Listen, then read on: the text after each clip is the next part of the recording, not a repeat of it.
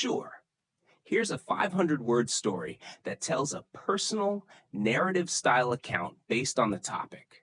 Study helps explain sleep problems in the elderly.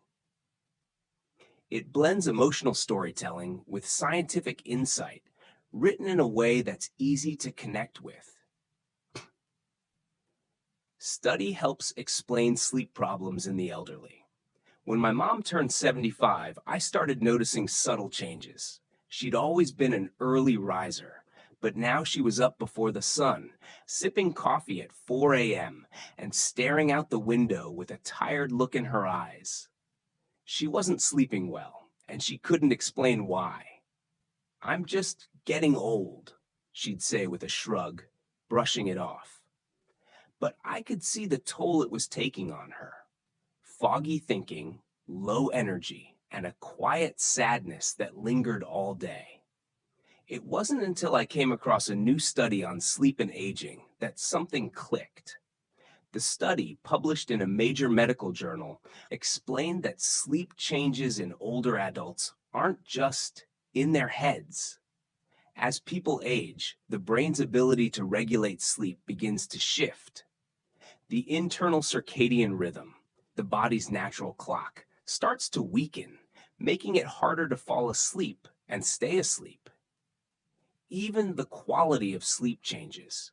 Older adults spend less time in deep restorative sleep and more time in lighter stages, which leads to frequent waking and feeling unrefreshed in the morning. The study also pointed to changes in the brain's suprachiasmatic nucleus, a small region that controls sleep-wake cycles. As this part of the brain deteriorates with age, so does the rhythm of sleep. On top of that, factors like chronic pain, medications, and decreased exposure to natural light further disrupt sleep patterns in seniors. The science made sense, but more importantly, it gave me something I hadn't had before: understanding. Mom wasn't just tossing and turning because she was getting old.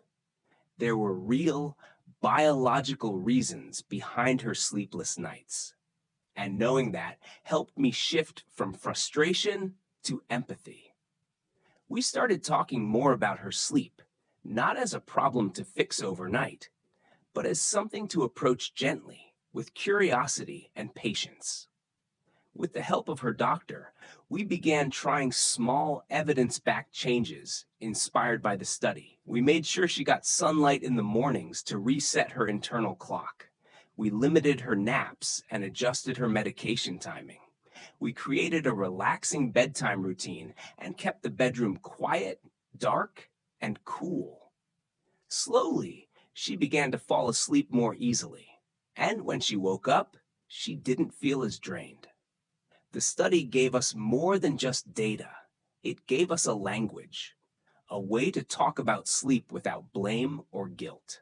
A reminder that aging doesn't mean surrendering to exhaustion. Most importantly, it gave my mom back a sense of control. She began journaling her sleep, noticing patterns, and making choices that supported rest. She still has the occasional restless night, but now she knows it's not her fault. It's part of how the aging brain works. Understanding the science of sleep has helped us find peace in the process. Because sometimes the first step toward better sleep is simply knowing you're not alone, and that there's more to the story than meets the eye. Let me know if you'd like this trimmed for a short spoken script or turned into a podcast segment. Absolutely. Here's a continuation of the story. Another 500-word paragraph that deepens the narrative and explores the broader impact of understanding the science behind elderly sleep problems. As Mom and I continued on this journey together, the knowledge from that study became something of a compass, not a cure, but a guide. We realized that fixing sleep issues in older adults wasn't about a one-size-fits-all solution. It was more like detective work, and every small win mattered. I started keeping notes too, observing how she responded to meals, how her mood shifted based on weather, and how her rest was impacted by everything from family visits to her favorite afternoon TV shows. It was surprising how many things could ripple into her sleep. A single missed walk on a cloudy day might throw off her bedtime for hours. We learned to adapt, to respect the fact that her body was working differently now. It wasn't broken, it just had different needs. What struck me most was how invisible this issue is. Friends and neighbors would casually joke about how you sleep less when you get older, but no one really talked about the emotional burden that comes with that. Insomnia isn't just inconvenient, it's isolating. I saw it in my mother's face on those mornings. She felt like a shell of herself, exhausted and frustrated before the day had even begun. It made her feel out of step with the world. Social events became harder. Her memory felt shakier. And without sleep, even simple decisions felt overwhelming. I came to understand that sleep was the foundation. When it crumbled, everything else started to wobble. Encouraged by what we'd learned, we reached out to a local sleep clinic that specialized in working with older adults. The clinician confirmed what the study suggested. Mom's sleep architecture had changed. Her body didn't produce melatonin the way it used to. Her REM cycles were shorter and less restorative. But rather than suggest medication right away, the doctor focused on behavioral strategies and education.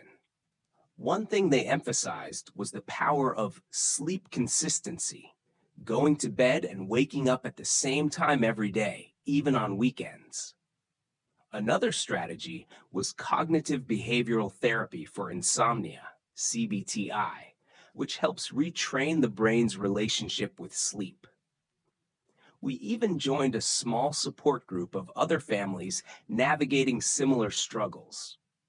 It was comforting to hear their stories, to trade tips, and just to feel less alone in the process. Most importantly, my mom began to reclaim a sense of agency over her nights. She started journaling her worries before bed, turning off the news after dinner, and spending more time in natural light. Over time, her sleep wasn't just better, it was hers again. And I began to sleep more peacefully too, not just because the house was quieter at night, but because I knew she was resting easier. If there's one thing this experience taught me, it's that sleep problems in the elderly aren't just an inconvenience. They're a signal, a sign that something deeper is changing. And while aging may shift the landscape of rest, with knowledge, support, and compassion, it doesn't have to steal it away entirely. Let me know if you want to keep expanding this into a full guide or convert it into voice-ready content. Certainly.